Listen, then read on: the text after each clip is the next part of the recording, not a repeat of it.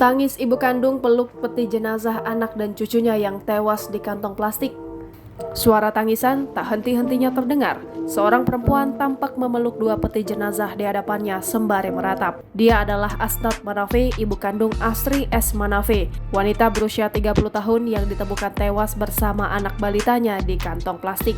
Jasad Asri dan anaknya ditemukan oleh seorang pekerja proyek Espam Kalidendeng Kupang. Kepergian putri yang dicintai sekaligus cucunya membuat Asnat terus menangis hingga membuat tamu dan keluarga lainnya turut meneteskan air mata. Sementara itu, sang ayah Saul Manafe mengenang kembali kali terakhir dia bertemu dengan putrinya Asri. Menurut Saul, Asri meninggalkan rumah di Jalan Perintis Kemerdekaan, Kecamatan Kelapa Lima, Kota Kupang pada 27 Agustus 2021. Saat itu, Asri dan balita L dijemput oleh rekannya yang berinisial AR dan B. Setelah hari itu, Saul tak lagi bisa menghubungi anaknya. Ponsel Asri pun tak pernah aktif. Saat Saul menanyakan keberadaan putrinya dan cucunya pada AR, teman Asri itu mengaku tidak tahu menahu soal keberadaan Asri. Menurut AR, Asri dijemput lagi oleh temannya yang bernama Randi.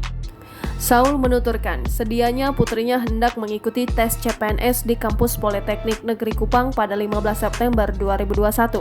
Namun, rencana itu gagal karena Asri menghilang hingga ditemukan tewas.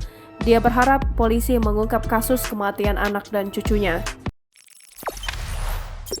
Jangan lupa subscribe, share, komen, dan like ya!